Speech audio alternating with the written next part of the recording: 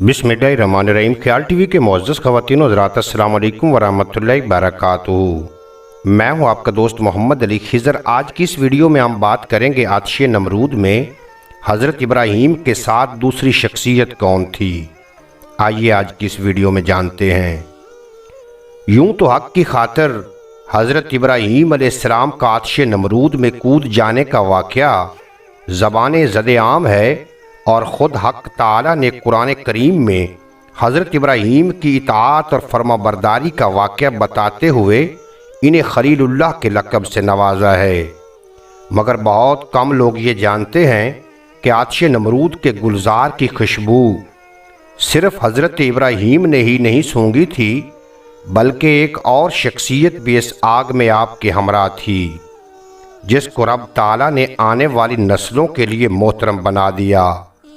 यूं तो हज़रत सायरा ने भी इब्राहीम की मोहब्बत में नमरूद के ख़िलाफ़ एहतजाजन आतिश नमरूद में हज़रत इब्राहीम की हमराही की इस्तदा करते हुए कूदने की कोशिश की थी, मगर आपके वालिद और दीगर लोगों ने आपको ऐसा ना करने दिया।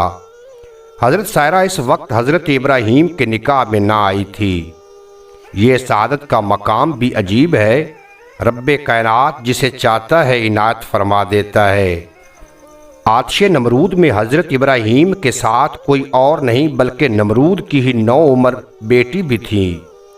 वाक़या कुछ ऐसे है कि नमरूद की कम सन बेटी ने अपने बाप से कहा, अब्बा जान, मुझे इजाज़त दें कि मैं इब्राहीम अलैहिस्सलाम को आग में जलता हुआ देखूं।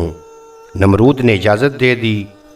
उसने आग के करीब पहुंचकर हज़रत इब्राहीम अलैहिस्सलाम को देखा कि आग के इर्द गिर्द आग भड़क रही है। उसने किसी ऊंची जगह पर चढ़कर देखा तो आग के शोले आसमान से बातें कर रहे थे, मगर हज़रत इब्राहीम अलैहिस्सलाम बिल्कुल सही सलामत तशरीफ़ फरमा थे। उसने हैरान होकर हज़रत इब्राहीम अलैहिस्सलाम से सवाल किया कि इतनी बड़ी आग तुम्हें जलाती क्यों नहीं। आपने फरमाया, जिसकी ज़बान पर अल्लाह का नाम जारी हो और दिल में खुदा की मार्फत का नूर हो, उस पर आग का असर नहीं होता। नमरूद की बेटी ने जब हज़रत इब्राहीम अलैहिस्सलाम को आग के भड़कते शोलों में भी मुतमिन और खुश व खरम पाया तो बोली, ऐ इब्राहीम, मैं भी तुम्हारे पास आना चाहती हूँ, मगर चारों तरफ तो आग के शोले भड़क रहे हैं, आऊँ कैसे। आपने फरमाया, ला इलाहा इल्लल्लाहु इब्राहीम खलीलुल्लाह कहकर बेखौफ चली आओ। नमरूद की बेटी ने इस पाक कलमे को पढ़ा और फौरन आग में कूद पड़ी।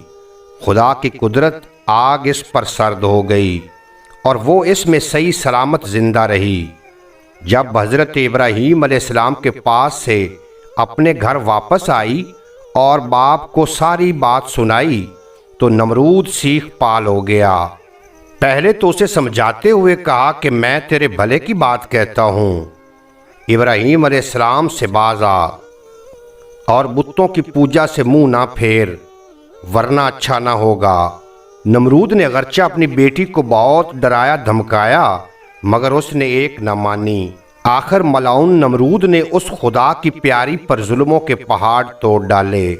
जब सख्तियाँ हद से बढ़ गईं तो खुदा के हुक्म से जिब्रील अलैहिस्सलाम आए और खुदा की प्यारी को वहाँ से उठाकर हज़रत इब्राहीम अलैहिस्सलाम के पास पहुँचा दिया।